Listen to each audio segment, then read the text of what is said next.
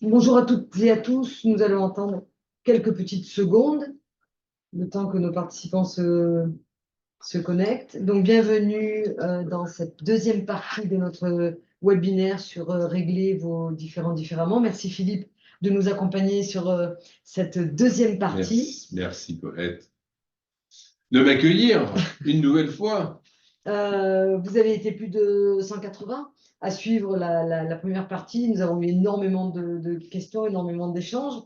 Et évidemment, nous comptons sur vous pour réagir tout au long de ce webinaire. Et je serai votre intermédiaire pour poser les questions à Philippe au fur et à mesure. Je te laisse la parole, Philippe. Merci, bonjour à tous. Je suis très heureux une nouvelle fois d'être parmi vous pour ce deuxième mardi sur le sujet de la médiation et plus généralement de régler les conflits de façon différente. On parle beaucoup de mode amiable. Et on va parler de mode amiable parce que c'est dans l'air du temps.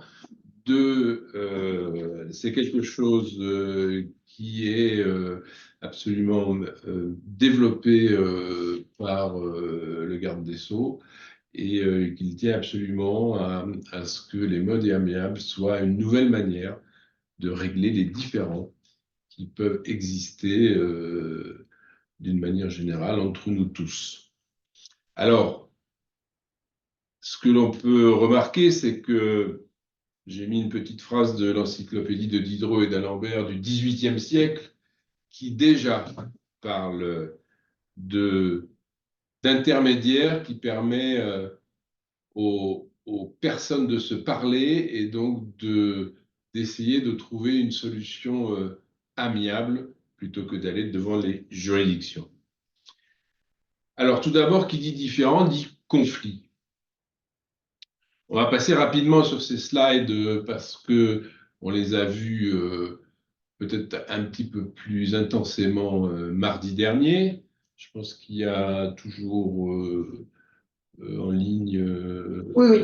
Bien sûr, la vidéo du webinaire de la semaine dernière est en ligne sur YouTube, hein, sur la ligne Croec, et le support a été adressé à toutes celles et ceux qui ont suivi ce webinaire. Et la vidéo reste en ligne un petit moment, hein. Voilà, donc là, on va envisager le conflit et l'opposition d'une manière un petit peu différente. D'abord, on va se poser la question de savoir qu'est-ce que c'est qu'un conflit, parce que on est souvent en conflit, mais qu'est-ce que ça veut dire? Un conflit, on peut essayer de le définir par une rencontre d'éléments et de sentiments contraires qui s'opposent au lieu de s'apposer, donc qui sont en opposition. Et j'aime bien l'idée que ça transforme les différences en différents. Ça, c'est intéressant. Mm. Et alors là, c'est plutôt un signe chinois qui dit, en fait, c'est un anagramme, c'est un signe, un seul signe qui définit le danger dans l'écriture asiatique. Et c'est un danger, c'est un conflit, c'est soit un danger, donc c'est la vision négative du conflit, soit une opportunité. Donc là, c'est la vision positive, c'est-à-dire qu'un conflit va nous permettre peut-être d'évoluer sur d'autres positions que celles que l'on a au départ. Euh, donc il y a plusieurs types de conflits, bien évidemment, intra ou interpersonnels, intra ou interentreprises. On a des conflits directs, de personnes s'opposent, des conflits indirects, donc c'est par le biais d'un tiers qui a un conflit, des conflits écrans, donc des conflits qui masquent effectivement la vraie réalité du conflit, hein, c'est l'arbre qui cache la forêt. Des conflits déviés, on est en conflit par rapport à quelque chose, mais en fait, c'est pas ce sur quoi on voudrait régler le problème. Et puis il y a des conflits qui sont carrément niés, on dit non, non, moi j'ai aucun problème, tout va bien, alors qu'en fait, tout va mal. Alors il y a des conflits d'intérêts, des conflits relationnels, des conflits de valeurs, hein.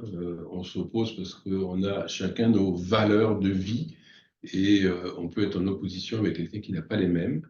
Des conflits de besoins, on n'a pas forcément les mêmes besoins. D'information, on n'a pas la même information. Relationnelle, structurelle ou organisationnelle, ou les conflits liés aux risques psychosociaux. Alors, comment on se comporte face aux conflits? Je dirais qu'il y a trois étapes. Il y a l'affrontement, et là, on part dans l'escalade de la violence, c'est-à-dire on peut agresser, on peut insulter, maintenir une position, alimenter une position, alimenter un conflit. Il y a l'évitement à l'autre bout, c'est-à-dire qu'on peut repousser, différer, minimiser, fuir ou nier le conflit. Et puis au milieu, il y a la négociation, la médiation. Donc là, ça s'appuie sur un peu le rapport de force, le pouvoir, où chacun va confronter, discuter, coopérer, essayer de résoudre ce conflit de façon constructive ou pas, mais au moins on en parle. Voilà. Donc il y a vraiment ces deux manières. Donc il y a la violence, c'est quand on fuit ou quand on nie ou quand on agresse ou quand on insulte, quelque part on est dans la violence parce que on ne respecte pas la difficulté de l'autre. On a un conflit avec quelqu'un, on fuit, on le nie, non, non, mais c'est pas, tu rigoles, c'est pas bien, etc., etc. Et en fait, ça, c'est une forme de violence, c'est une forme de violence déguisée, parce que c'est pas violent physiquement, mais quelque part, psychologiquement, c'est une forme de violence. Alors, je t'interromps 2 secondes. Oui. Je vois certains confrères qui lèvent la main. Je vois des mains se lever. On n'a pas la possibilité de vous donner la main. Utilisez le question-réponse pour poser vos questions, parce que nous, on ne vous voit pas. Donc, c'est compliqué pour pouvoir justement vous donner la main. Posez vos questions et on y répond. Pardon. Alors, le conflit et ses conséquences, parce que c'est aussi ça qui nous intéresse dans les entreprises, hein. Quelles sont les conséquences d'un conflit? Ben, d'abord, elles sont économiques. Quand il y a des situations conflictuelles dans l'entreprise, ça impacte forcément le résultat, la compétitivité, la perte d'opportunités, parce que les gens sont centrés sur leurs difficultés et ne sont pas centrés sur l'entreprise. Ça peut être des conséquences sociales, donc il y a des conflits sociaux, ça on en voit tous les jours à la télévision, des conflits en interne.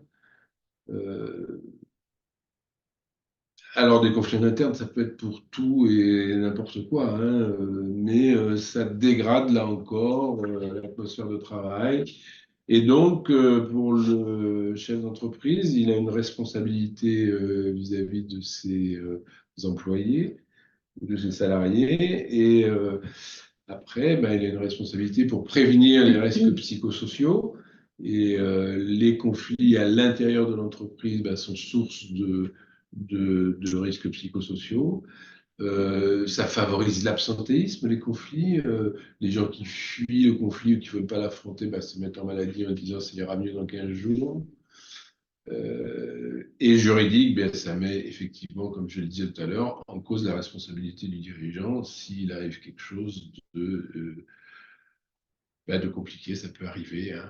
On l'a vu dans des grosses sociétés où il y avait des conflits, où il y a eu, je parle de Poste Télécom, Tout à fait. où il y a eu des risques, des choses dommageables, parce qu'on n'avait peut-être pas suffisamment pris la mesure du mal-être des gens qui travaillent au sein de l'entreprise. Je ne sais pas si nous avons quelques questions, pas pour l'instant. Donc, on a vu assez rapidement ce qu'on peut considérer comme les différentes typologies du conflit. On pourrait en parler pendant des heures. Je pense que ce n'est pas le sujet aujourd'hui. Aujourd'hui, on va s'attacher à savoir comment on peut résoudre les conflits. Et d'une nouvelle manière, on va voir qu'il n'est pas nouvelle, mais qui n'est pas mise en œuvre peut-être culturellement parlant, on n'a pas l'habitude, qui est résoudre le conflit d'une manière extrajudiciaire. C'est-à-dire, quand on a un conflit, on n'est pas obligé d'aller devant le tribunal pour essayer de le résoudre. Et c'est ce qu'on appelle les modes amiables. Alors, les modes amiables, il y en a beaucoup en fait, mais tout tourne autour de cette médiation. Donc, il y a la conciliation, il y a les conciliateurs de justice, il y a la conciliation au tribunal. Je ne parle pas du livre 6 de la conciliation des mandats ad hoc de procédure collective, ça c'est hors sujet pour ce qui nous préoccupe aujourd'hui, hein.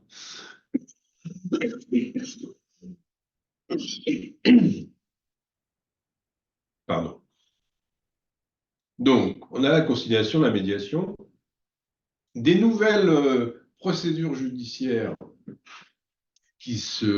judiciaires, pourquoi? Parce qu'elles sont mises elles sont mises en œuvre dans le cadre d'audiences judiciaires, qui sont l'audience de résolution amiable et la césure dans le procès.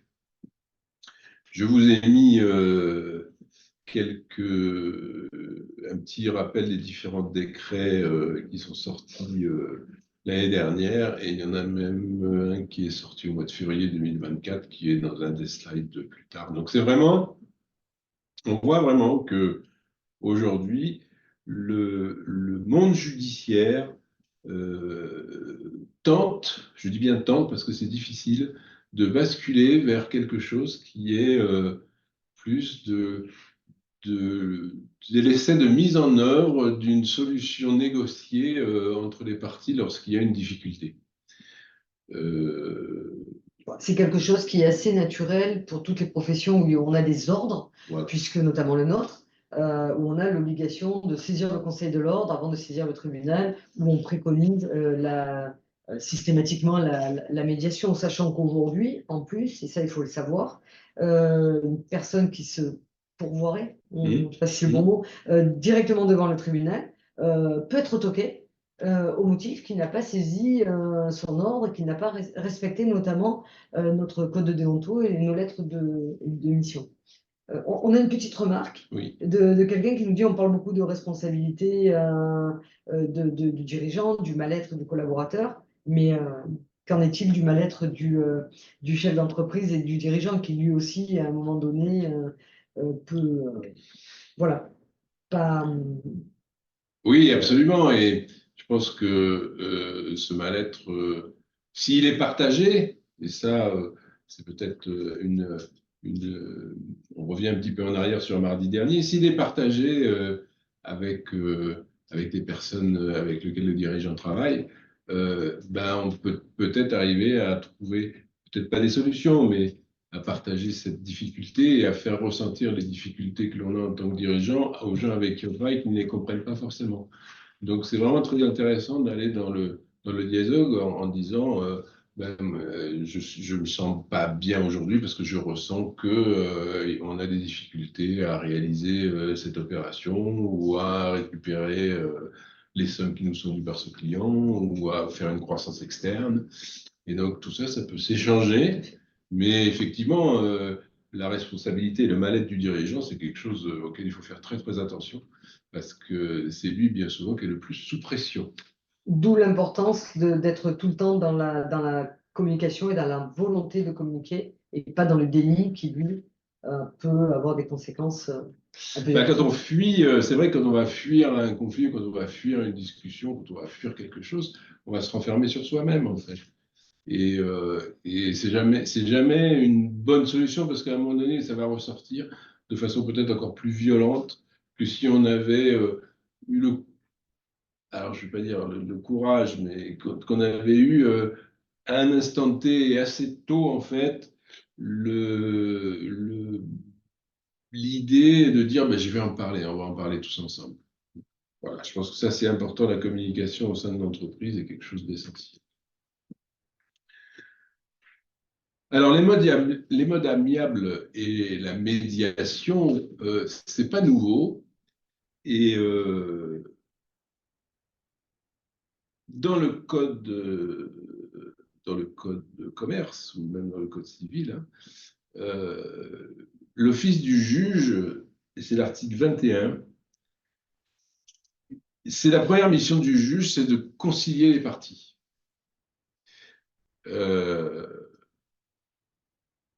Et la loi du 2016, du 18 novembre 2016 pour la modernisation de la justice du XXIe siècle est dans le but de favoriser les modes alternatifs de règlement des litiges.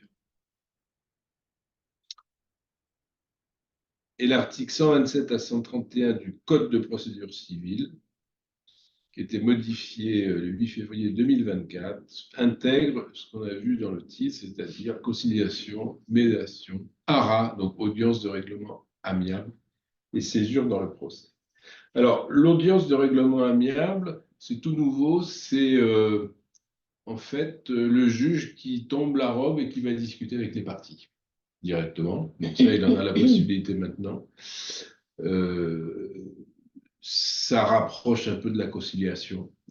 Et la césure dans le procès, c'est un petit peu différent, c'est-à-dire que le juge tranche le principal du litige et laisse aux parties le soin de s'accorder sur les éléments accessoires au litige. Donc ça, c'est aussi intéressant quand il y a vraiment une grosse difficulté que les parties ne veulent pas s'entendre. On peut saisir le tribunal pour régler cette grosse difficulté, mais tout ce qui est autour de cette décision ne fait pas partie du jugement et ce sont les parties en présence qui souhaitent ou qui cherchent à trouver une solution entre elles. Donc c'est un peu un mixte entre une décision judiciaire et une médiation. Mais je trouve que c'est intéressant parce que ça peut être le point de départ d'une négo, en fait. On se dit, on règle notre problème principal, puis après on essaie de s'accorder sur le fond. Donc ça, c'est tout nouveau. Ça se met en place doucement. Il commence à y avoir quelques procédures de ce type au tribunal judiciaire à Paris. À Marseille, j'en ai pas vu encore. Il y en a eu à Lyon, je crois que ça a été les premiers. Donc voilà. Tout ça pour dire que l'idée, c'est vraiment de s'orienter vers non pas une justice qui est tranche immédiatement, mais qui ne tranche qu'après s'être assuré, et c'est quelque chose qui est d'ailleurs imposé, après s'être assuré que les gens ont fait une tentative de règlement amiable. Vous savez que pour tous les litiges inférieurs à 5 000 € au jour d'aujourd'hui, cette tentative de règlement amiable est imposée, c'est-à-dire que l'assignation peut être déclarée nulle s'il n'y a pas eu la tentative de règlement de mode amiable. Ça va bientôt passer à 10 000 €, je pense, dans les quelques mois qui vont venir. Et je pense qu'au jour d'aujourd'hui, il est recommandé dans tous vos contrats de mettre une clause alors le nom m'échappe, de compétence en cas de litige sur le recours à une médiation ou une conciliation avant d'entamer une procédure judiciaire parce que ça va devenir quelque chose d'obligatoire assez rapidement. Enfin, ça l'est déjà pour les litiges de moins de 5 000 €. Bientôt, ça le sera pour les litiges jusqu'à 10 000 €. Et je pense que c'est quelque chose qui va se développer. Alors, qu'est-ce que ça veut dire un mode amiable et une médiation? C'est un moyen de trouver un accord rapide, durable, exécuté parce qu'accepté au plus près des intérêts des parties. Je crois que c'est dans ces quelques mots-là, accord rapide, parce que d'une manière générale, ça va beaucoup plus vite qu'un procès. Une conciliation mise en œuvre au tribunal, c'est 2 fois 3 mois maximum. Donc en 6 mois, les parties doivent avoir trouvé une solution, sinon le procès reprend ses droits. Durable, parce que accepté par tout le monde. Donc on a trouvé une solution. Il faut bien comprendre, et on le verra tout à l'heure dans le rôle du médiateur, c'est pas lui qui trouve la solution. Lui, il n'est que l'artisan en fait du dialogue. Et ce sont les parties qui trouvent leur solution. Et au plus près de leurs intérêts, bien évidemment, ça veut dire que, et si on se réfère, on le verra tout à l'heure très rapidement aussi, il faut sortir de ces positions conflictuelles pour aller chercher l'intérêt réciproque. En général, la médiation et conflit est un tiers impartial. Alors, moi qui suis médiateur aussi, inscrit au cours d'appel de Lyon, Versailles et Paris, impartial, c'est pas le mot que j'emploierais le plus. Je dirais plutôt multipartial. Parce que quand vous avez deux personnes en face de vous ou plusieurs, chacune a des opinions et des propos que vous pouvez accueillir favorablement et que vous pouvez dire, bah oui, en fait, elle a raison. Et puis l'autre partie aussi. Donc il y a des choses qu'on va trouver de chaque côté comme étant justes. Et donc je préfère multipartial que impartial parce que on est des êtres humains et donc forcément, à un moment donné, on va aller d'un côté ou de l'autre. Est-ce qu'on a quelques statistiques aujourd'hui sur la médiation ou pas encore? Ou est-ce que c'est trop tôt? Alors, au tribunal, on a quelques statistiques. En gros, si on prend une base de 100, sur 100 assignations, on va avoir 50% de possibilités, entre 50 et 60% de possibilités de médiation. Et sur ce chiffre de 50 à 60%, on arrive à 50 à 60% d'accords. D'accord où le problème est réglé. Je ne parle pas d'accord où il n'y a pas d'accord, puisque c'est malgré tout un accord. Ce qu'il faut bien comprendre, c'est que, enfin, ce qu'il faut bien comprendre, ce que moi j'essaye de comprendre en fait et de me dire, c'est que à partir du moment où les parties ont accepté de venir en médiation, on a déjà fait un grand pas en avant, parce que ça veut dire qu'elles ont accepté de se parler. Après, le fait qu'on ait cette réunion il va déboucher sur un accord quel qu'il soit. Donc c'est un accord qui dit ben, on n'est pas d'accord entre nous et on le confirme pour telle et telle raison, mais au moins ils se sont expliqués entre eux, ils ont exposé les raisons pourquoi ils n'étaient pas d'accord l'un en face de l'autre et non pas par l'intermédiaire de tiers.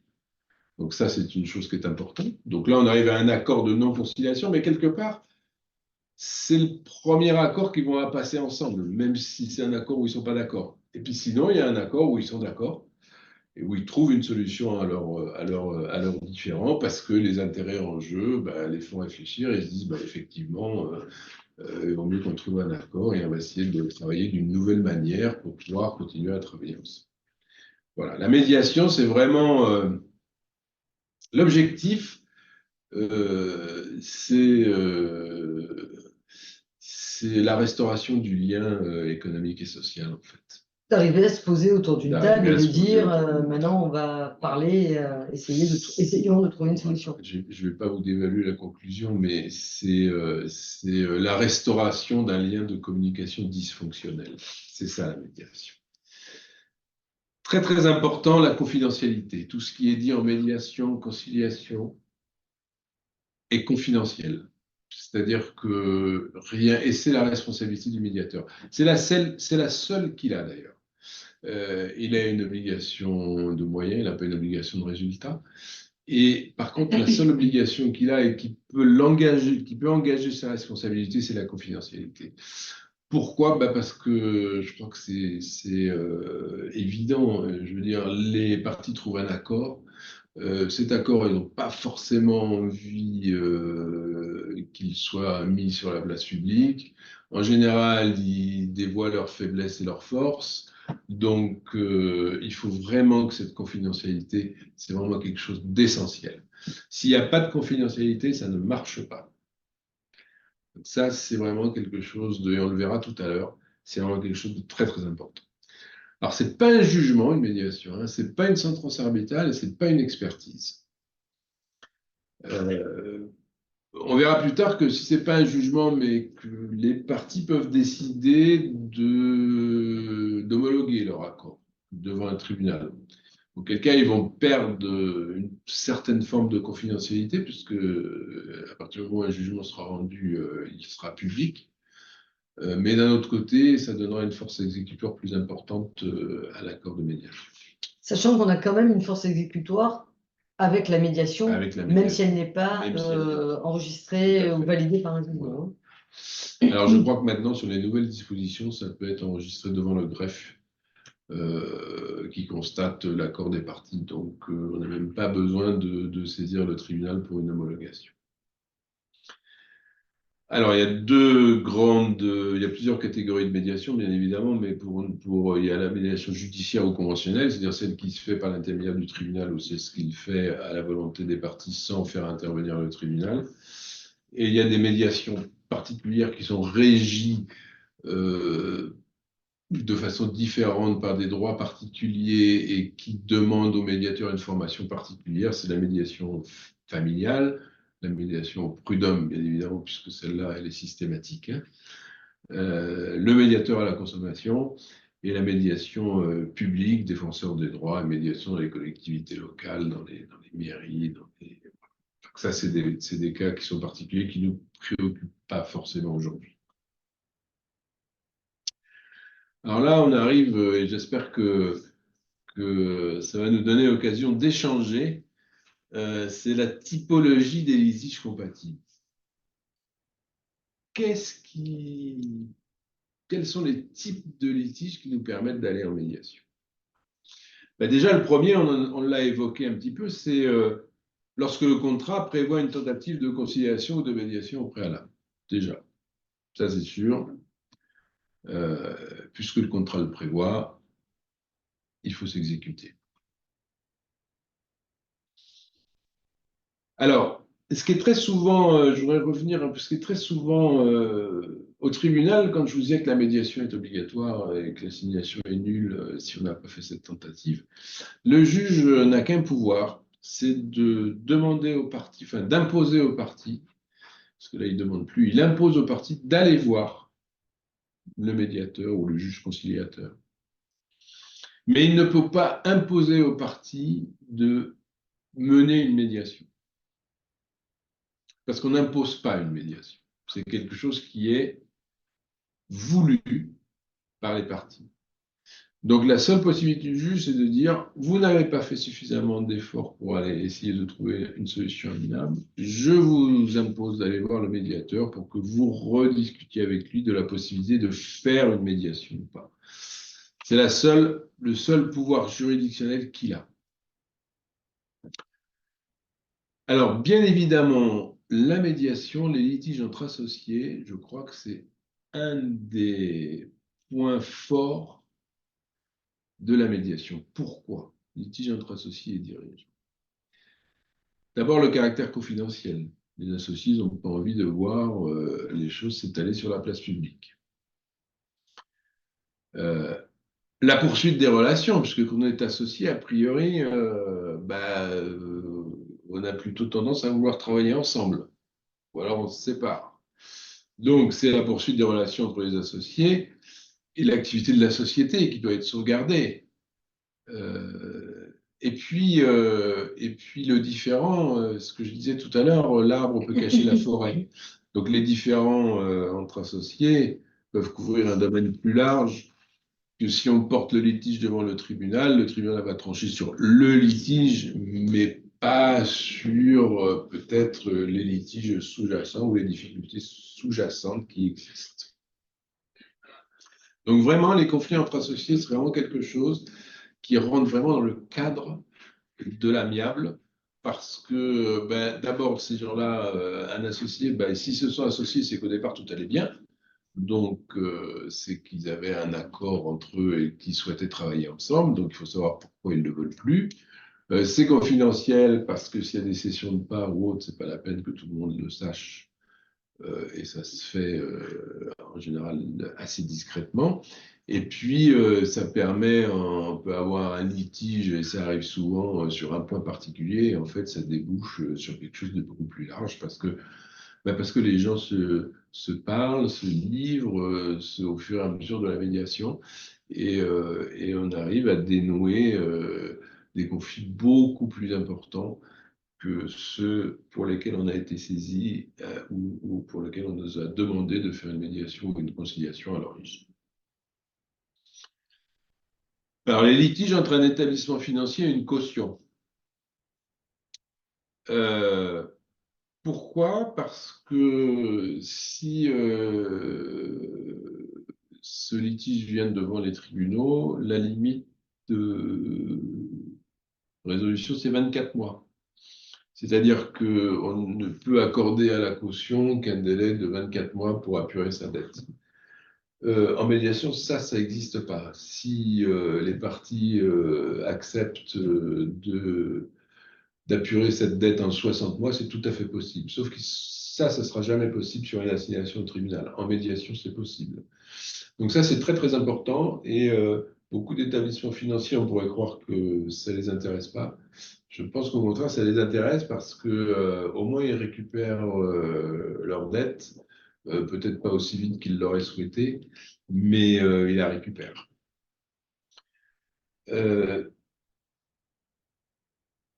Les litiges synagmatiques, dans lesquels il apparaît que chacune des parties a manqué à ses obligations.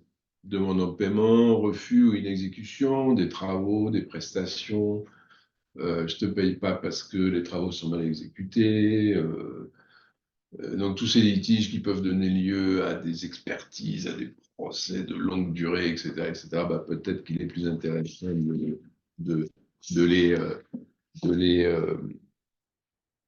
de les Régulièrement. porter devant une médiation d'aller systématiquement sur un règlement judiciaire. Et une demande portant sur la nullité d'un contrat. C'est toujours plus intéressant d'aller en discuter plutôt que de faire une assignation. Les litiges qui s'inscrivent dans le cadre de relations suivies ou nécessaires. Alors j'ai mis donneur d'ordre sous-traitant, intervenant sur des marchés étroits, mais vous travaillez avec un fournisseur depuis 10 ans, c'est le seul qui satisfait à votre demande parce que c'est un produit de niche et il n'y a que lui qui le distribue. Vous avez des difficultés avec lui, vous allez au tribunal, le tribunal tranche, et vous perdez le contact avec ce fournisseur, il ne veut plus travailler avec vous.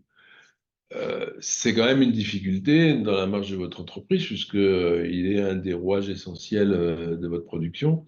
Donc, il vaut mieux, dans ce cas-là, essayer d'abord d'aller discuter avec lui et de trouver un accord de médiation pour pouvoir continuer à travailler ensemble.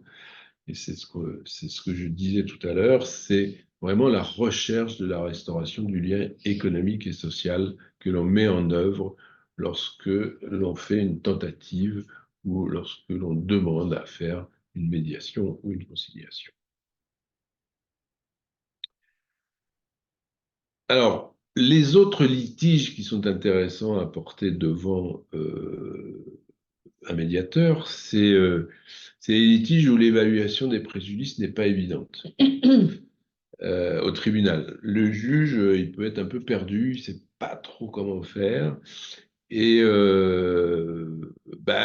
peut sembler intéressant quand même dans ce cas-là que les parties trouvent un accord. Parce que, vous savez, on dit souvent un accord de médiation, c'est un accord gagnant-gagnant. Quand vous allez au tribunal, effectivement, il y a un gagnant et un perdant. Sauf que le gagnant, il n'a jamais gagné assez, et le perdant, il a perdu. Donc, ça lui coûte plus cher parce qu'il faut qu'il paye les frais de justice. Et le gagnant, elle a peut-être une satisfaction personnelle, mais il n'est jamais vraiment content parce que financièrement, il ne s'y retrouve pas. Il a perdu un lien encore avec un de ses clients ou un de ses fournisseurs. Et donc, voilà, c'est perdant pour tout le monde, en fait. La médiation, c'est gagnant-gagnant. Chacun y trouve son compte. Pourquoi? Parce que la médiation, c'est la recherche de... On va en médiation parce qu'on est prêt à faire des concessions. Si on n'est pas prêt à faire des concessions, c'est pas la peine d'aller en médiation. Et c'est là que je dis que le premier rendez-vous en médiation, c'est déjà un succès parce que quand les gens acceptent de se parler, déjà ils acceptent de faire un effort de, de, de trouver une solution et de dire je vais être obligé de lâcher du lest. Et donc déjà cette première démarche est importante. Alors, les litiges de faible importance, bien évidemment, hein, on parlait toujours des litiges de 5 000 euros. Je veux dire, engager un procès pour 5 000 euros, ça va coûter plus cher que que d'essayer de trouver une solution amiable, hein. On dit ici, c'est la soupe qui coûte plus cher que le poisson, c'est ça? Ou que le bouillon, Ou que le hein, bouillon, voilà, le bouillon coûte plus coûte cher plus que le cher. poisson. Voilà. Donc, malheureusement, ça peut être le cas pour les litiges de faible importance. Engager des frais au tribunal, un conseil, avoir plusieurs renvois. Et je dirais que, pour étant aussi juge conciliateur, ces litiges de faible importance sont des litiges qui sont très crispatoires, en fait. Parce que, et c'est quelquefois les plus difficiles à dénouer, je le reconnais, parce qu'il y a beaucoup d'ego personnel, il y a beaucoup d'intérêts, vu que le montant est peu important, c'est vraiment une question de valeur, une question Oui, de de principe. principe. J'y vais parce que c'est un principe Voilà, et j'y vais parce que c'est un je principe. lâcherai pas. Voilà. Et malgré tout, il faut essayer de se dire, le rapport prix-prestation n'est pas forcément en faveur du tribunal et donc de la personne qui assigne.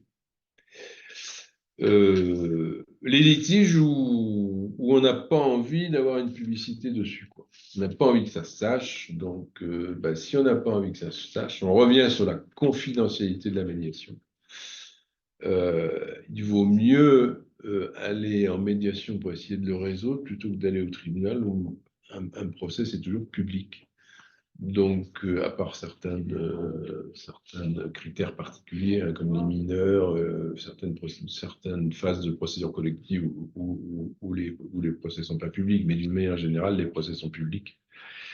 Et donc, forcément, la confidentialité, elle n'y est pas. Et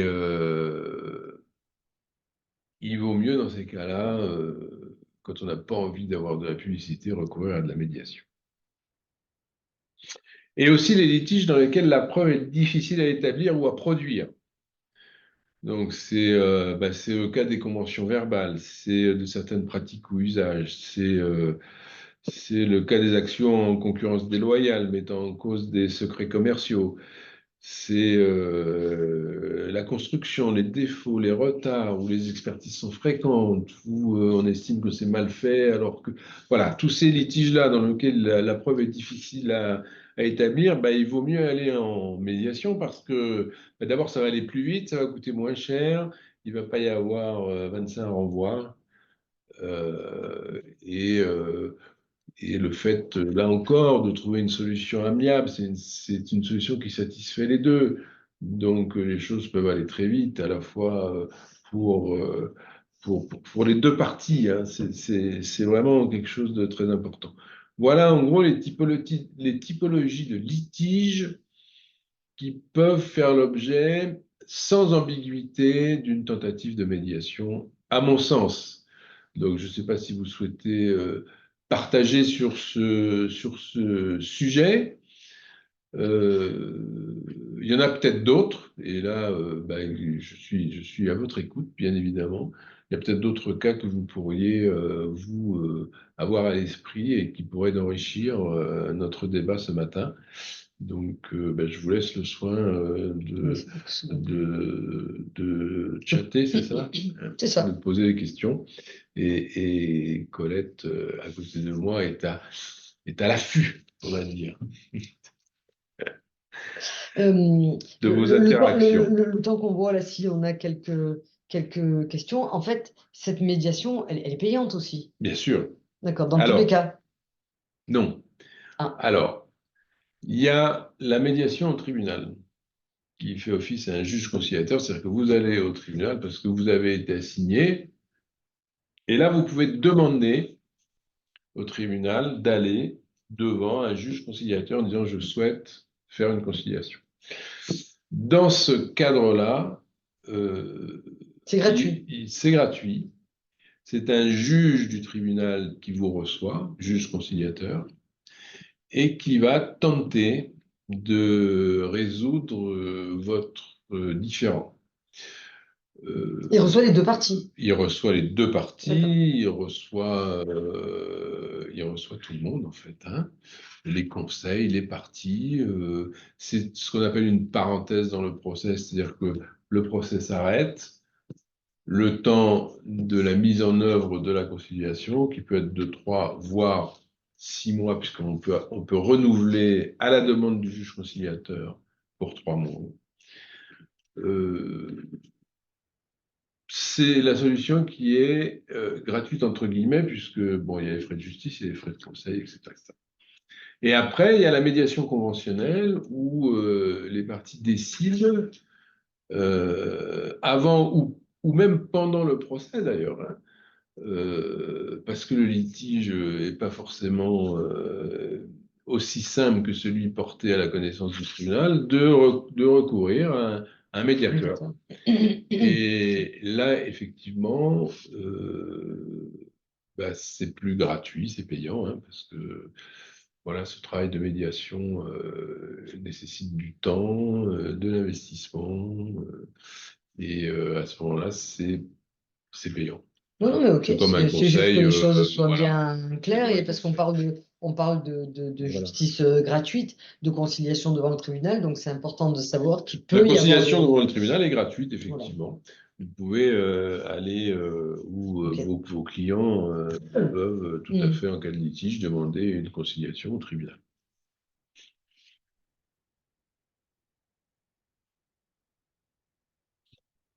Alors, je récupère mes slides. Je ne sais pas s'il y a des questions. Pas pour l'instant, Voilà. apparemment. Alors, on en a un petit peu parlé, mais on va essayer de les lister là maintenant. C'est les éléments qui sont importants et qui sont favorables à la prise en compte d'un mode amiable. La solution juridique serait inéquitable ou emporterait des conséquences démesurées pour l'une des parties. Ça, on le comprend assez. S'il y a quelqu'un qui est condamné très fortement, ça peut être dramatique pour l'un ou pour l'autre. La procédure s'éternise. On a tous vécu de multiples renvois parce que les parties, vous savez, c'est le jeu classique, nous on le voit au tribunal, hein, J'ai pas reçu les je n'avais conclusions, pas j'ai pas reçu de reçu. conclusion, je les ai reçues hier à minuit, je ne peux pas répondre, j'ai été au revoir, voilà. Donc ça, c'est les procédures qui s'éternisent. Euh, la décision judiciaire risque d'être difficilement exécutable, ça c'est classique du cautionnement. On impose à quelqu'un 24 mois maximum pour rembourser, et la personne, elle ne peut pas. Donc, en médiation, on peut aller, il n'y a pas de limite. Au tribunal, c'est 24 mois. Des concessions réciproques sont envisageables, mais n'ont pu être obtenues par une recherche de transaction. Donc, ça, c'est important. Le conflit repose sur un malentendu et manifestement, il faut se parler, quoi. Je veux dire, on le voit. Il y a des fois, on se dit, mais les conflits, c'est pas vraiment sérieux, quoi. Je veux dire, donc il faut se parler. Les parties sont amenées à se côtoyer, donc ça, c'est les associés, c'est les clients fournisseurs qui ont des relations clients-fournisseurs depuis de longues dates. Vous savez, on le voit beaucoup. Il y a des gens qui travaillent ensemble pendant 15 ans, puis d'un seul coup, ça va plus. Et il y a quand même, ils ont travaillé ensemble pendant 15 ans, donc il faut peut-être chercher. Là, ils sont fâchés, mais pendant 15 ans, ils n'ont pas été fâchés. Donc, qu'est-ce qui s'est passé? Peut-être pas la peine d'aller de suite au tribunal, il vaut mieux en parler. Là encore, les parties ont intérêt à poursuivre ou à reprendre des relations commerciales. On en parlait tout à l'heure. Euh, la confidentialité, bien évidemment, on ne veut pas que ce conflit se sache à l'extérieur. Et la rapidité, les parties ont besoin d'avoir une réponse rapide. Exemple, cession d'entreprise. Il faut que les choses soient claires rapidement si on veut céder l'entreprise dans les meilleures conditions. Alors, il y a en contrepartie des éléments où la médiation n'est pas possible. C'est-à-dire quand une solution juridique s'impose. c'est bien évidemment une raison d'ordre public, auquel cas là, on ne peut pas déroger, hein. Si c'est d'ordre public, il n'y a pas de médiation possible. Et, euh, et si une des parties est en situation de faiblesse économique, psychologique, ou qu'il n'a pas la possibilité, il n'est pas en état de participer pleinement et activement au dialogue, auquel cas c'est pas favorable, à la médiation. Donc voilà, c'est des éléments-là où il faut savoir que dans ces cas-là, c'est pas la peine d'aller en médiation, ça va pas marcher et ça va pas être d'utilité en fait. Si ce n'est de gagner du temps, ce qui n'est pas d'une manière générale une bonne chose. Alors, qu'est-ce qu'il faut prendre en compte quand on va en médiation? Ben, d'abord, c'est une décision choisie et acceptée par les parties. Ça, je pense que c'est important parce que c'est le succès, le succès de l'accord. Les parties, c'est leur choix, c'est leur décision. Elles ont trouvé un accord entre elles. Et donc, elles l'acceptent. Et donc, a priori, il a beaucoup plus de choses d'être respecté que lorsqu'il est imposé par un jugement. Donc, ça, c'est l'intérêt essentiel. Euh, Ça permet de faire le lien entre les prétentions des parties et leurs intérêts. Internet, je me suis trompé, ouais, c'est leurs intérêts réels. Euh, Bah, il y a des fois des gens qui ont des prétentions démesurées, quoi, parce qu'on va au procès, parce que bon, en fonction des intérêts réels de l'un ou de l'autre, c'est pas raisonnable, quoi. Donc, en médiation, bah, on arrive à l'identifier tout ça. C'est un gain de temps, bien évidemment. Euh, Ça réduit les aléas de la procédure. Ça préserve le futur entre les parties, donc ça permet de conserver ce lien économique. Une meilleure certitude sur l'exécution de l'accord, puisqu'on l'a vu tout à l'heure, c'est vraiment le choix des parties. Donc, quelque part, les parties s'engagent, elles ont purgé leurs différends, elles sont passées des positions à leurs besoins et intérêts, elles ont trouvé des intérêts communs, et, vous savez, c'est le coup, tout le monde connaît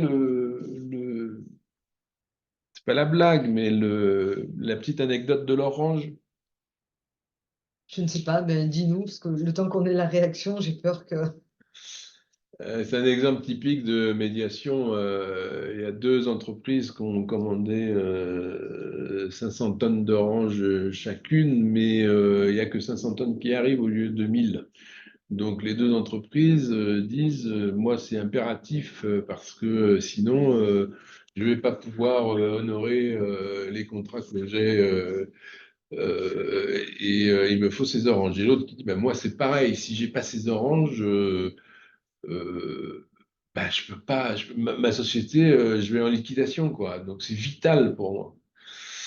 Et donc, elles se disputent, elles vont au procès, etc., etc. Puis à un moment donné, elles disent, bon, on va essayer de faire appel à un médiateur. Et le médiateur, il dit, donc la position des deux est vraiment, si j'ai pas ces 500 tonnes, moi, je ferme l'entreprise. Et, et les gens ils disent, ben, on va faire appel à un médiateur pour essayer de trouver une solution. Et le médiateur, il dit, mais donc il discute, il dit, moi, c'est moi qui les ai commandés en premier, oui, mais c'est arrivé dans mon entrepôt. Voilà, le médiateur, il dit, mais pourquoi vous avez besoin de chacun de 500 tonnes d'orange? Il y en a un qui dit, bah, moi, j'ai besoin de la pulpe parce que je fais du jus d'orange. Et l'autre qui dit, ben moi j'ai besoin de la peau, de l'écorce, parce que oui, de la peau, parce que moi je fais des bougies. Et donc vous comprenez bien qu'ils ont de suite trouvé un accord. Il y en a un qui a récupéré la peau et Et l'autre l'autre qui qui a a récupéré récupéré la la pulpe. pulpe. Et le problème était réglé. Voilà. C'est un exemple classique hein, que vous avez dû entendre des milliers de fois, mais qui montre bien en fait que il est important de bien aller chercher l'intérêt des parties et non pas de rester sur des positions. Ça, on l'a bien vu la semaine dernière.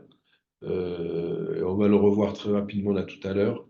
Euh, Si on reste sur ces positions, on n'arrive pas à trouver de solution. Il faut vraiment aller chercher ses besoins et les intérêts de l'un et de l'autre. Donc, la confidentialité, bien évidemment, on y revient, hein, pas de publicité sur le jugement.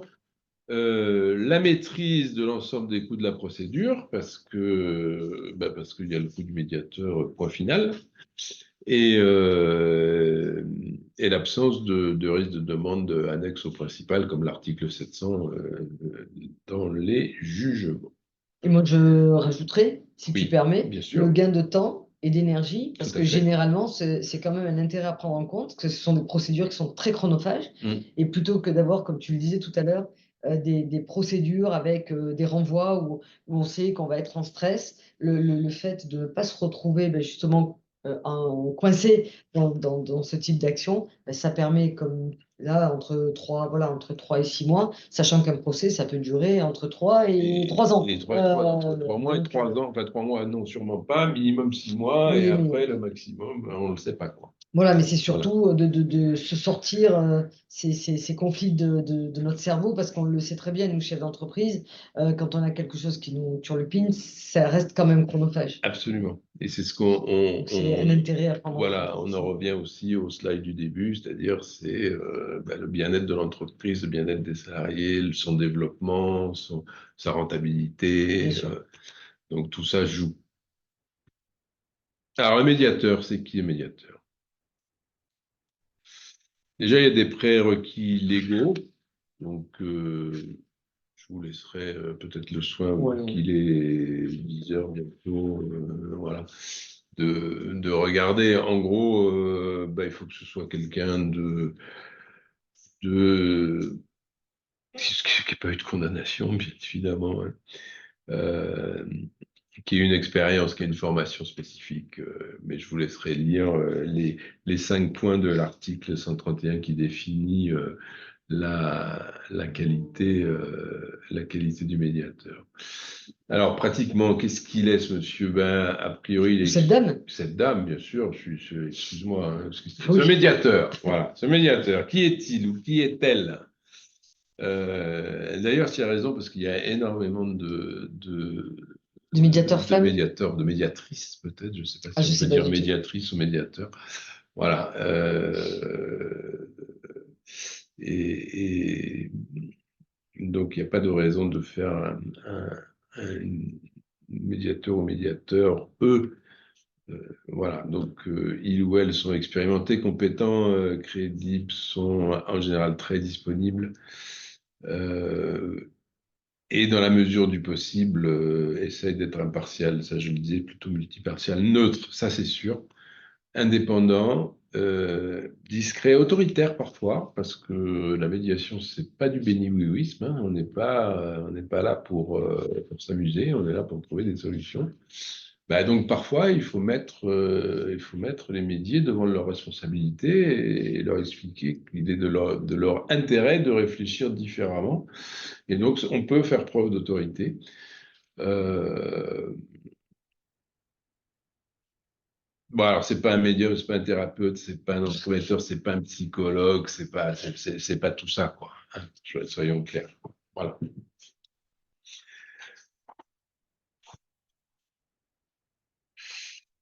Alors, nos valeurs absolues en tant que médiateur, conciliateur, c'est C'est ce qu'on bien vient de dire. évidemment la confidentialité, l'impartialité, l'écoute et l'indépendance, la responsabilité. On a une responsabilité légale, pénale, je dirais même, en termes de rupture de confidentialité.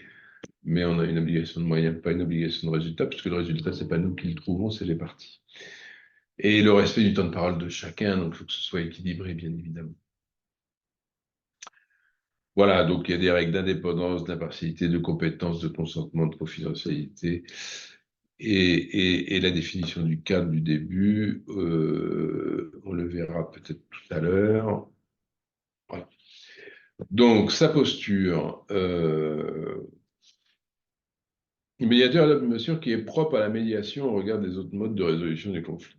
Donc, en médiation, le médiateur s'interdit d'apporter une solution. Il n'est pas porteur de solution, mais son rôle consiste à faire émerger cette solution entre les médiés grâce aux outils à sa possession et pour lesquels il a été formé. Donc, il y a des, un processus à mettre en œuvre lors d'une médiation qui permet justement de faire émerger des solutions entre les deux parties ou deux personnes ou entre plusieurs personnes. Donc, Donc, s'il a la solution, voilà. il va essayer de la donner par un biais, c'est ça? C'est-à-dire, il ne peut pas dire, j'ai trouvé la solution pour vous. Alors, le juge Euh, conciliateur, éventuellement, oui, c'est la petite différence avec la médiation, peut inciter effectivement à dire bah, ça, ce serait peut-être la solution. Le médiateur, non. Par contre, le médiateur peut et doit, à un certain moment donné, mais c'est lui qui le juge, hein, il doit aller en disant quelle est la meilleure solution de remplacement. C'est-à-dire, si on ne trouve pas d'accord, qu'est-ce qui se passe?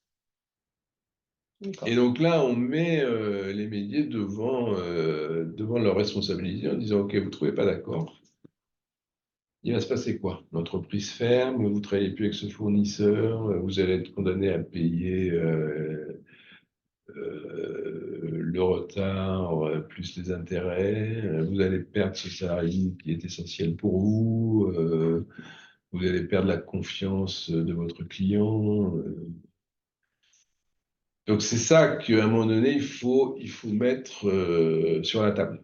En disant, ben voilà, qu'est-ce qui va se passer si vous ne trouvez pas d'accord? Le pire va vous arriver et le pire pour vous, c'est quoi?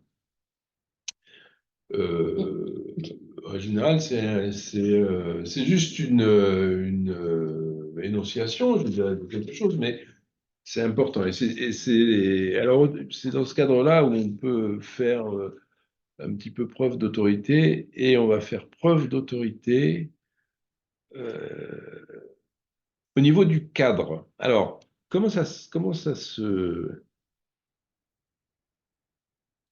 passe une médiation, puisque là, on va arriver un peu dans cette partie de la matinée. Qu'est-ce qui se passe? Parce que vous allez me dire, ouais, le médiateur, c'est gentil, il a été formé, bon. Mais c'est quoi sa légitimité, quoi? C'est quelqu'un comme toi et moi, quoi, je veux dire, hein, qu'est-ce qu'il a de plus pour être médiateur? À part qu'il a fait les écoles de médiation qui commencent à se structurer maintenant, il y en a diverses et variées. Qu'est-ce qu'il y a de plus? Eh ben, ce qu'on a de plus en tant que médiateur, c'est qu'on va définir un cadre. Et ça, c'est très, très important. Définir le cadre, c'est organiser comment va se passer la médiation, à la fois le lieu et les rapports entre les médiés. Donc, on va définir un lieu, le plus souvent possible un lieu neutre, c'est-à-dire ni chez l'un ni chez l'autre, sauf accord des parties. On va définir que le temps de parole sera équilibré. On va définir le rôle de chacun, c'est-à-dire chacun va s'écouter, va respecter les propos de l'autre, va mesurer ses propos, bien évidemment la non-violence. Ce qui est très important aussi, c'est que chacun a le pouvoir de continuer, d'arrêter ou d'étendre la médiation à d'autres sujets, hein. Et la méthode, c'est soit des séances plénières, on est tous ensemble, soit des séances en individuel qu'on appelle des caucus, c'est-à-dire on se voit le médiateur et une partie pendant un temps, le médiateur et l'autre partie pendant un temps. Ça veut dire que, contrairement à une audience au tribunal, le contradictoire ici n'est pas respecté. C'est-à-dire que chacun peut exprimer ses dires, mais l'autre n'est pas forcé d'y répondre parce que quand on est en caucus, il ne le sait pas forcément. Et comme il y a une confidentialité absolue, ce qui est dit au médiateur n'est jamais répété à l'autre partie, sauf accord, bien évidemment, de la partie, hein. On passe une heure avec une partie qui nous dit bah, je suis d'accord que vous parliez de ma proposition de prix à ce niveau-là. Ou je ne suis pas d'accord que vous disiez quel prix je suis prêt à accepter de payer, on va attendre qu'il se positionne. ou moi je veux régler le problème de cette façon et je vous autorise à le suggérer. Voilà, mais sinon, la confidentialité est respectée. Et alors, il y a une autre méthode qui est plus anglo-saxonne, qui n'est pas encore vraiment utilisée en France, qui est beaucoup utilisée en Angleterre et aux États-Unis. Ça, c'est une méthode qui a été développée à Harvard. C'est la médiation navette, c'est-à-dire que le médiateur passe de l'un à l'autre et essaye de faire avancer les choses au fur et à mesure de ces... Donc les personnes ne se voient jamais, elles se voient ensemble la première fois, elles exposent leurs différends. Ensuite, chacun part dans une salle différente. Le médiateur fait la navette entre les deux. En général, ça dure une journée. Et à la fin de la journée, les parties se réunissent et en général, on trouvait un accord parce qu'au fil du temps, on a dit, bah, ça, vous pouvez dire ça, le médiateur peut dire ça à l'un, à l'autre. Mais en fait, les personnes ne se parlent jamais. Donc, ça permet de pas envenimer le conflit, en fait, comme les personnes ne sont pas forcément l'une en face de l'autre, et que le médiateur a vraiment son rôle de tiers impartial qui fait la navette entre l'un et l'autre. Donc ça, c'est intéressant aussi, c'est une méthode qui est peu utilisée chez nous, mais qui est beaucoup utilisée dans les pays anglo-saxons. Alors, ce qui est impératif quand on a fixé ce cadre, c'est de recueillir l'accord explicite des médias sur ces règles qui sont intangibles.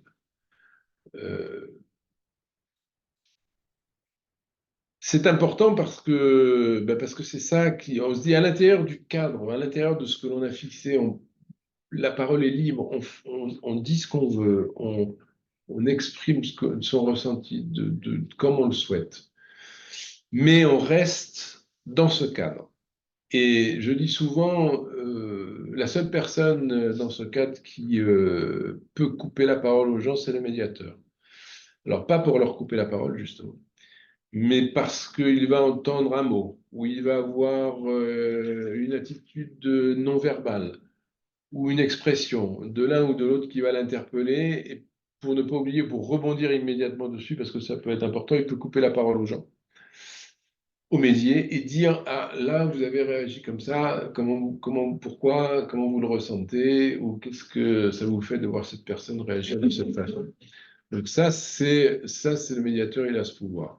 Ce qui est important, c'est de rappeler, bien évidemment, la confidentialité. Je reste là-dessus parce que vraiment, le cadre, c'est vraiment la base. La confidentialité, le fait de s'écouter, le fait que la médiation, c'est quelque chose qui est voulu par les parties. C'est-à-dire, à partir du moment où elles veulent arrêter, ou l'une ou l'autre veut l'arrêter, c'est au choix des parties. Le médiateur ne peut pas s'opposer.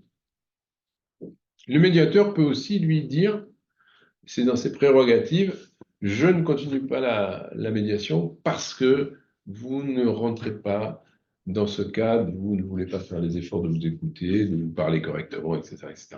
Voilà. Donc chacun a le droit d'arrêter ou de continuer. Donc ça, c'est très, très important. Et c'est ce cadre qui donne la légitimité au médiateur. Et pourquoi ça donne la légitimité? Parce que c'est le premier accord des parties entre elles.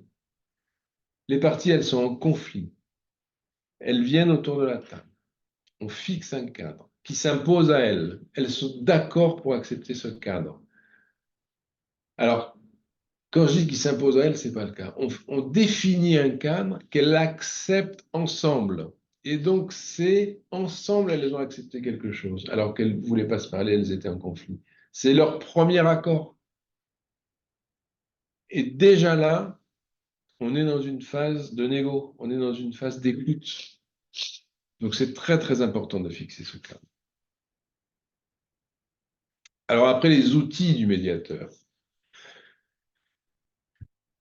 La communication, donc parler en son nom, on demande aux gens d'utiliser le je et pas le nous, et pas le vous, pas le tu, parce que le tu as fait ça, tu as fait cette erreur. Non, non, non, non, non. Et ça, on peut revenir au slide de mardi dernier sur les conversations difficiles. C'est on retrouve bien évidemment une cohésion une cohérence entre la gestion des conversations difficiles et la médiation, puisque le conflit est une conversation difficile qui s'est mal passée, en fait. Donc, tout cela a un lien. Exprimer ses besoins, son ressenti, ses émotions, oser faire ses demandes. D'accord, je ne t'ai pas payé en 30 jours, je t'ai payé en 45 jours, mais s'il te plaît, livre-moi parce que sinon, je vais perdre ce client. Euh, Apposer son point de vue et pas l'opposer. Euh, Faire un pas de côté, voir les choses du point de vue de l'autre. La communication, c'est aussi la gestuelle, le non-verbal. On dit dans un message, il y a 30% qui passent par la voix et 70% qui passent par la communication non verbale. Identifier le stress, est-ce que la personne est en colère, est-ce que la personne est dans un état d'humiliation, de frustration, de- tout ça c'est important pour pouvoir nouer le dialogue en fait. L'idée c'est de nouer le dialogue. Euh, alors il y a l'écoute active, il ne faut pas interrompre, il faut écouter, il faut paraphraser, c'est-à-dire il faut vraiment s'assurer qu'on a bien compris ce que dit la personne. Le médiateur, il est là pour encourager à parler, pour questionner, pour reformuler, pour challenger, pour recadrer le dialogue, poser des questions d'élaboration, se synchroniser avec les médias, résumer, rester neutre, bien évidemment. Pas de jugement. On ne porte pas de jugement en tant que médiateur. Ça nous est quelque chose qui nous est interdit. Les parties s'expriment, elles ont leur point de vue, leurs opinions, leur façon de voir les choses. C'est leur façon de voir les choses. C'est à elles. C'est en fonction de leur ressenti, de leur état d'esprit du jour, s'ils sont en colère, s'ils ne sont pas en colère. Donc, on n'a pas de jugement à porter. Intégrer les différences sociales, culturelles, c'est important aussi. On le voit dans nos entreprises, la multiculturalité est quelque chose dont il faut tenir compte. Euh, c'est important pour bien communiquer. Il faut reconnaître, respecter, recadrer. D'abord faire passer des faits, après les émotions du présent et qu'est-ce qu'on a besoin dans le futur. Donc tout ce travail-là, en fait, est le travail de la médiation. C'est, et donc observer sans évaluer, exprimer ses émotions, exprimer ses besoins et faire ses demandes, c'est ce qu'on appelle l'OSBD. Voilà, c'est des techniques en fait qui permettent la communication non violente. Marcel Rosenberg a écrit un beau livre là-dessus, Les mots sont des fenêtres ou sont des murs. Je vous invite à le lire. C'est très, très, très intéressant. Mais tu sais, Philippe, hein, plus tu Oui, déroules tes PowerPoint là, et plus je me dis que finalement, et je pense que ceux qui nous écoutent en conviendront, nous sommes aujourd'hui des conciliateurs et des médiateurs. Parce que tout ce qu'on lit ici, c'est ce qu'on fait exactement ou qu'on est amené à faire, alors plus ou moins bien, bien entendu, parce qu'on a tous nos caractères, nos coups de colère, des situations, etc. Mais quelque part, c'est ce qu'on fait au quotidien avec nos ah, bien sûr. collaborateurs, avec nos clients. Et c'est pour ça que je pense Absolument. qu'on sera. Alors peut-être que ça va nous faire mettre le doigt dessus en disant, ben voilà, ce travail qu'on fait au quotidien, quand on a deux associés, ben, comme on l'a fait hein, dans nos cabinets, ah, je peux plus le voir, il faut qu'on se sépare. C'est quoi la solution? Ou quelquefois, on a aussi on est un peu les confidents hein, de nos Bien clients. sûr, Tiens, bien c'est sûr. mon mari, ma femme, mon fils, je peux plus les supporter. Mm. Et finalement, voilà, on fait de la prose, hein, sans le Mais, savoir, comme ce jour-là. Donc, mais sans le savoir, ou en chef, le voilà. sachant, et plus ou moins bien. Voilà, le chef d'entreprise est un médiateur permanent, puisque quand on est chef d'entreprise, un des travaux essentiels, c'est la relation humaine, et qui dit relation humaine dit dialogue, et qui dit dialogue dit on fait des efforts réciproques. Donc on est dans une posture d'écoute permanente en tant que chef d'entreprise. Malheureusement, ça n'empêche pas les conflits parce que c'est aussi la nature humaine d'avoir des besoins qui ne sont pas satisfaits et qu'on essaye de vouloir satisfaire, même en essayant de contraindre l'autre par un moyen ou un autre. Alors c'est souvent inter-entreprise, hein, relation client-fournisseur, etc., etc. À l'intérieur de l'entreprise, le chef d'entreprise, lui, a sa responsabilité légale de chef d'entreprise, donc il doit s'assurer du bien-être et des non-risques psychosociaux dans son entreprise. Donc, quelque part, il fait ce travail de médiation en permanence avec ses salariés.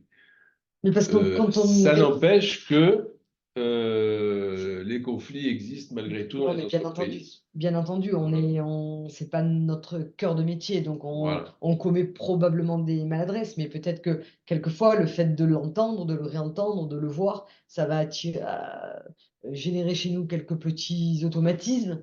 Et je suis sûr qu'il en restera toujours quelque chose, parce que quand on entend et qu'on en parle, il en reste toujours quelque chose. Après, on est sûrement maladroit parce que on a aussi le stress du cabinet, comme tout chef Voilà, il d'entreprise. y a Hein. l'affectif qui entre en Bien jeu, il y sûr. a les relations humaines, alors que le médiateur est quelqu'un d'extérieur, donc il n'a pas la même vision des choses. Mais c'est vrai que tous ces concepts-là, ben, vous avez tous croisé, rencontré, appliqué à un Oui, moment ou à un autre dans vos entreprises. Donc, c'est pas quelque chose qui est forcément nouveau pour vous, mais c'est quelque chose dont on mesure peut-être pas la c'est puissance. ça. Je dirais que c'est ça aussi, hein, tout à fait. Voilà. Donc ça, c'est important de se dire, bah ouais. Et puis, quand on travaille sur de l'humain, quelque part, bah, c'est jamais carré, quoi, hein. Il y a toujours, et c'est ça qui est intéressant, en fait, hein. Donc, c'est vraiment des métiers, chef d'entreprise, c'est un métier passionnant, hautement stressant. Et médiateur est aussi un métier passionnant parce qu'il essaye de rétablir une situation, de changer une situation conflictuelle à une situation de raisonnée d'écoute. Et c'est vraiment très, très intéressant et gratifiant pour le médiateur quand on y arrive. Mais c'est aussi un stress très, très important pour lui. Donc voilà un petit peu le, le cadre dans lequel il travaille. Euh, et après, il a la mise en œuvre d'un processus, parce que tout ça ne se fait pas naturellement. C'est un déroulement dans le temps d'un certain nombre de, d'échanges. Le principe, c'est le principe de la négociation raisonnée. Donc, on en parlait dans les conversations difficiles, mais là, c'est encore plus prenant dans la médiation. Alors là, on pourrait y passer des heures là-dessus, sur ces pyramides. En fait, Oui. c'est un peu les étages, hein. On commence d'abord en haut de la pyramide, c'est les positions. Moi, je n'ai pas été livré en temps et en heure, donc je ne paierai pas cette facture. Après, il y a les perceptions. Ouais, mais il n'a pas fait l'effort en fait de faire la livraison assez tôt, donc il m'a fait traîner 24 heures, donc je ressens comme s'il a fait exprès. Les émotions, bah, je suis en colère parce qu'il l'a fait exprès. Et puis après, il y a la réflexion qui arrive, et on se dit, ouais, mais j'ai quand même besoin de ces produits-là. Donc, si je me fâche avec lui, ben, ça ne va pas le faire. Donc, toute cette descente, je dirais, sur les fondamentaux, hein, on part des positions, on a une position arrêtée, position de, je disais tout à l'heure, d'ego ou d'orgueil, de dire on ne peut pas, surtout pour les litiges de faible importance, hein, on le rappelle, on dit c'est comme ça et c'est pas autrement. Puis après on descend, on dit ouais, mais comment c'est perçu ça? Comment je le perçois? Quelle est ma réaction vis-à-vis de ça? Quelle émotion j'ai? Comment est-ce que j'ai de la colère, de la tristesse, de la peur, ou l'inverse, est-ce que j'ai de la joie ou de la surprise? Donc tout ça, il faut arriver à le nommer. Et après, on se dit, oui, mais alors vraiment, de quoi j'ai besoin? Qu'est-ce que je veux? De quoi j'ai besoin pour mon entreprise? Et quel intérêt j'ai dans cette démarche? Et quand on descend comme ça, et qu'on essaye de rapprocher les deux pyramides, ben, il y en a une toute petite qui se met en bas, qui est les intérêts communs de l'un et de l'autre. Et tout l'art de la médiation est justement d'arriver à faire en sorte que ces deux pyramides à un instant se croisent et permettent de faire jaillir les intérêts communs de l'un et de l'autre. C'est un peu l'histoire de l'orange, hein. Mm. Et c'est tout à fait ça que l'on recherche. C'est ça le vrai processus, c'est de passer par la communication, par l'écoute, par la compréhension mutuelle, par l'expression mutuelle des ressentis, des sentiments, des perceptions de l'un ou de l'autre. Oui, tu m'as dit ça, mais c'est séparer l'intention de l'action. Euh, il y a eu une action, mais je suis sûr qu'il a fait exprès. En fait, non, quand on parle, il ne l'a pas fait exprès. Donc, tout ça, ça amène à descendre dans ses réels besoins, désirs et ses réels intérêts réciproques. Et donc, là, on arrive à trouver des solutions. Comment on fait ça? Eh ben, on a un monsieur qui s'appelle Fiutak, qui a fait une belle roue et qui décrit la façon dont la médiation se déroule. D'abord, on parle des faits, donc c'est le quoi, qu'est-ce qui se passe? C'est quoi? Après, mais pourquoi c'est comme ça? Et là, on peut passer beaucoup de temps entre le quoi et le pourquoi. C'est là où on exprime les sentiments, c'est là où on exprime les besoins, c'est là où on va chercher les intérêts, les choses cachées.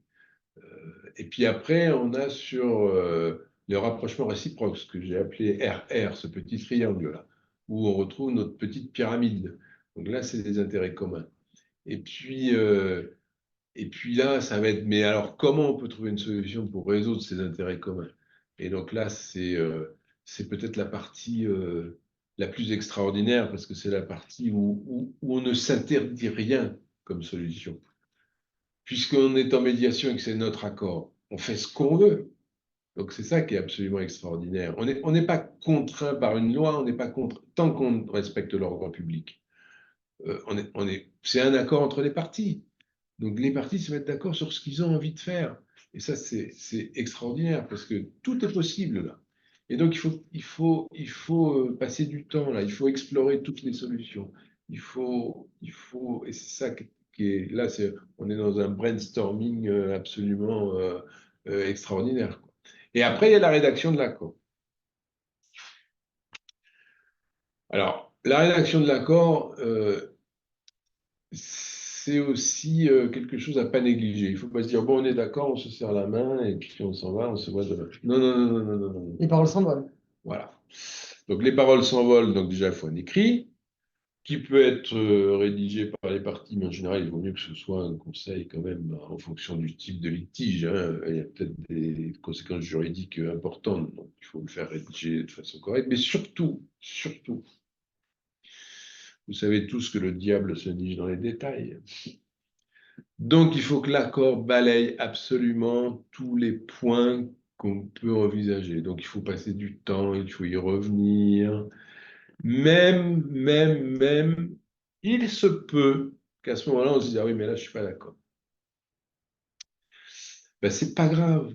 On repart. Pourquoi? On revient au numéro 2. Pourquoi tu n'es pas d'accord? Qu'est-ce qui se passe? Qu'est-ce qu'on a? Ça veut dire qu'il y a quelque chose qui n'a pas été vu, qui n'a pas été compris, qui n'a pas été purgé. On n'a pas passé assez de temps, on ne s'est pas posé suffisamment la question de savoir. Donc, pareil dans le comment, on ne trouve pas de comment, ça veut dire que le pourquoi n'a pas été suffisamment approfondi. Et tout le travail de la médiation, il est là, en fait. Et le médiateur ne peut pas rédiger cet accord? Non, Non, c'est non. pas son rôle en fait. C'est les parties qui rédigent leur accord. Alors il peut, le médiateur, euh, je dirais dire qu'il a fait la médiation, que les parties ont trouvé un accord et je dirais pas certifié, mais annexer l'accord à cette affirmation, comme quoi qu'il était là pour trouver l'accord. Mais c'est pas vraiment le rôle du médiateur de rédiger. Une fois que les parties ont trouvé leur accord, j'insiste sur le fait que ce n'est pas l'accord du médiateur, c'est l'accord des parties. euh, ben, elles peuvent le rédiger elles-mêmes si elles ont si elles jugent qu'elles n'ont pas besoin d'avoir une rédaction juridique de cet accord, parce qu'il est assez simple et que ça peut être un accord, je ne sais pas, moi, au lieu de te payer à 45 jours, je te paye à 55 jours, et toi, bah, tu me livres une partie des choses à 30 jours et l'autre à 60. Donc ça, c'est peut-être pas la peine d'avoir une rédaction juridique importante. Par contre, si c'est un conflit d'associés qui est résolu et que ça débouche sur un pacte d'associés qui est modifié, je pense que là, il vaut mieux faire référence à un professionnel du droit. Le médiateur n'est pas un professionnel du droit. Euh, donc, et si on doit, parce que l'accord de médiation peut toujours être homologué par le tribunal, hein. Vous savez, on a vu au début que c'est quelque chose qu'on pouvait porter à la connaissance du tribunal pour le faire homologuer. Donc le juge va lui regarder d'abord si c'est pas contraire à l'ordre public, s'il n'y a pas un déséquilibre dans les concessions réciproques, hein, parce que un accord de médiation, c'est des concessions réciproques de part et d'autre. Donc s'il n'y a pas un déséquilibre flagrant entre l'un et l'autre, parce que ça peut être le cas. En fonction du pouvoir de l'un sur l'autre, il peut y avoir quelque chose de déséquilibré. Donc c'est aussi une manière d'avoir un accord, de confirmer un accord que cet accord est juste pour chacun. On perd un peu de confidentialité. Bon, c'est peut-être pas l'essentiel non plus. Mais dans ce cas-là, il faut que l'accord soit rédigé de façon juridiquement correcte. Ok. Donc c'est ça qui est important. Il te reste 10 Il minutes. me reste 10 minutes. Il nous reste 10 Il nous reste. minutes parce que j'ai beaucoup parlé, mais Écoute, ils sont timides aujourd'hui, ouais, ou alors c'est leur quotidien, ils se retrouvent là-dedans, mais où on aura peut-être que quelques questions. voilà. Donc, en conclusion, ce qu'on peut dire, c'est un processus gagnant-gagnant. Voilà. C'est c'est une solution extrajudiciaire qui ne résulte pas d'un jugement qui tranche en disant le droit et, et qui prend en compte les aspects non juridiques du différend, c'est-à-dire les aspects sociaux, les aspects Humain. personnels, les aspects humains. Euh, donc la médiation est un processus par lequel le médiateur intervient en toute confidentialité, comme un tiers entre deux ou plusieurs parties pour tenter de résoudre un différend. Euh, Alors, la médiation produit le plus souvent d'excellents résultats, je ne vais pas dire le contraire, mais je suis optimiste. Et en fait, bah, je pense que humainement, quand on se parle, on arrive toujours à trouver. J'ai confiance dans la, dans la sagesse euh, de nos concitoyens et des chefs d'entreprise et dans leurs relations. Et donc, souvent, on trouve un accord parce qu'on peut avoir un dialogue apaisé. Et ça permet de restaurer le lien économique et social. Et surtout, ça permet de trouver, aux parties de trouver ensemble un accord qui correspond à leur volonté. C'est leur accord. Je crois que c'est très, très important. C'est leur accord. Et comme c'est leur accord, bah, elles auront envie de s'y tenir. Et puis, ça va vite, donc c'est réactif, c'est un roulement rapide dans le temps. Donc, ça prend tout son sens aujourd'hui dans l'entreprise du 21e siècle et dans la justice du 21e siècle. Et la médiation, bah, ça se veut concret, efficace, rentable, rapide et encore une fois, économique. Et vraiment, pour terminer, on en parlait tout à l'heure, c'est la médiation, c'est vraiment le mode amiable, les modes amiables. C'est la restauration d'un lien de communication dysfonctionnel. C'est parce que les gens ont du mal à se parler qu'on arrive à des conflits qui se cristallisent. Et là, je reviens à mardi dernier sur comment gérer des conversations difficiles. Parce qu'on s'aperçoit qu'avant le conflit, il y a toujours une conversation difficile qui n'a pas eu lieu, ou qui a été mal perçue, ou mal interprétée, ou mal menée. Et on arrive à une situation de conflit où la médiation et l'accord amiable est encore quelque chose de très, très, très puissant. Euh, Parce que c'est confidentiel, c'est gagnant-gagnant, c'est un accord entre les parties, donc ça restaure un lien économique et social. Voilà, je vous remercie pour votre écoute. Il y a une question. Et c'est super, une question. Non, non, mais comment contacter un médiateur? Où trouver les coordonnées par secteur d'activité et géographique? Est-ce qu'il y a une liste, comme nous, on a une liste d'experts comptables, est-ce qu'il y a une liste de médiateurs quelque part? Alors, il y a des listes de médiateurs agréés au niveau des cours d'appel. Après, il y a des centres de médiation. Il y a des sociétés de médiation. Donc, vous Toi-même, pouvez... tu as créé une Moi-même, société, hein, c'est ça, voilà, où tu es médiateur? j'ai une Ok. société qui s'appelle VD Médiation, on peut le dire. Je ne sais pas si j'ai le droit de le dire. Trop tard, Voilà. tu l'as dit. Il y a une société, voilà, Non, c'est pour répondre à la question, c'est voilà, que voilà, il y a voilà. des. Donc, vous allez nous retrouver d'ailleurs sur les listes des cours d'appel puisqu'on est agréé. Donc, vous avez la liste des cours d'appel où, a priori, on est à peu près sûr que les gens ont la formation qui leur convient. Après, il y a des sociétés de médiation, les cabinets d'avocats, les notaires, les commissaires de justice. Beaucoup de gens, en fait, maintenant pratiquent la médiation. Alors, on peut être d'accord ou pas d'accord. Euh, voilà, donc Est-ce qu'il y a une limite d'âge pour être médiateur? non, Pas de limite il n'y d'âge. a pas de limite. A priori, il n'y a pas de limite d'âge. Peut-être qu'en tant qu'à la cour d'appel, je ne sais même pas, pour être nommé cour d'appel, il y a une Ah, ça, je limite. sais S'il y a pas. les experts, je crois que c'est 75 ans, mais je ne sais pas si on est ou 70, je ne sais plus. Non, non, il n'y a pas de limite d'âge. Alors, on avait un petit échange, on va en profiter puisqu'il nous reste 2 minutes tout à l'heure avec un confrère, Mhm. puisque j'ai dit, normalement, avant de saisir le tribunal, il faut saisir le Conseil de l'ordre. Oui. Et mon confrère dit, pas toujours, et semblerait qu'il y ait eu des arrêts de la Cour de casse qui soient venus casser ce que je viens de dire. Et j'ai envie de vous dire que même si c'est le cas, merci Jean-Philippe de ta remarque, mais même si c'est le cas, on a tendance à dire si vous avez un conflit avec un client ou avec un confrère, le mieux c'est quand même de tenter la conciliation, la médiation devant l'ordre avant d'aller saisir un tribunal, parce on s'est rendu compte, enfin, certains d'entre vous me connaissent, j'ai fait de la médiation pendant 2 ou 3 ans au Conseil de l'ordre. Et je vous assure qu'on a réglé un grand nombre de conflits qui ont évité d'aller devant les tribunaux. On a une question. La rédaction de l'accord ne peut-elle pas poser un problème d'impartialité pour le rédacteur qui va obligatoirement interpréter? Oui, mais l'accord est soumis, enfin, est soumis.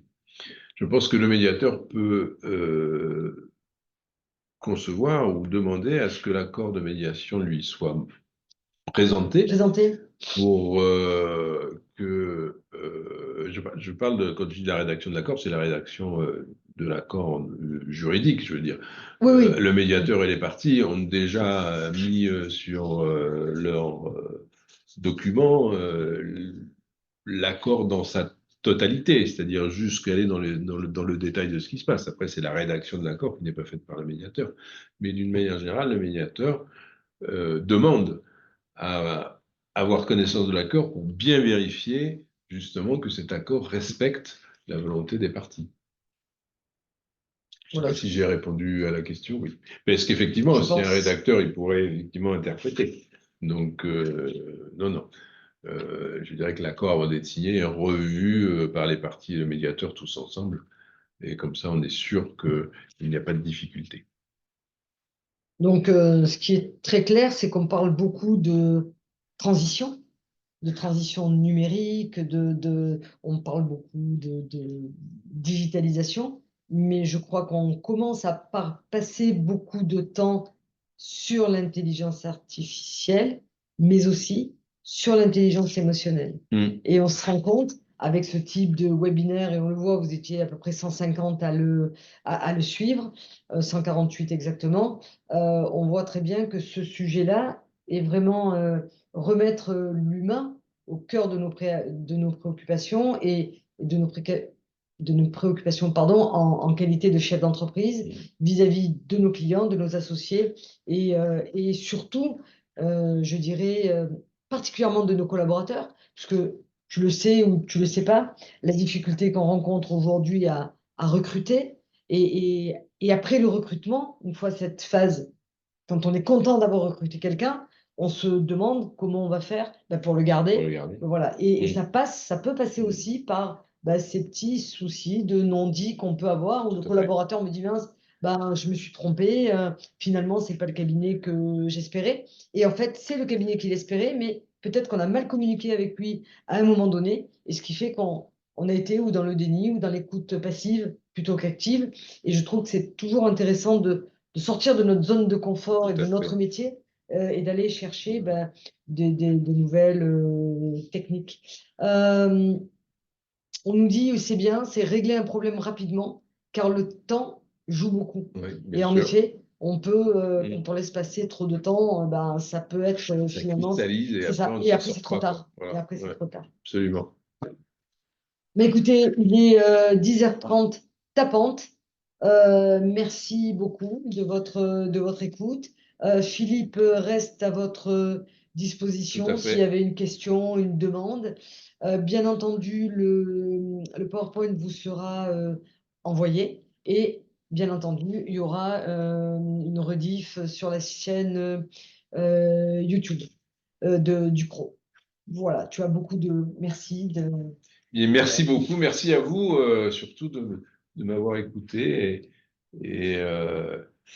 Voilà, moi je suis très content parce que une entreprise, c'est avant tout des hommes Et des femmes. et des Je femmes. vais finir. Mais quand je dis des hommes, c'est avec le grand H. On va être en On conflit, va donc être on en va avoir conflit, une donc on va avoir une conversation conversation difficile. difficile tous les deux. Merci à Merci beaucoup. tous. Très bonne Je vous journée souhaite à tout le une bonne monde. journée, une bonne fin de semaine.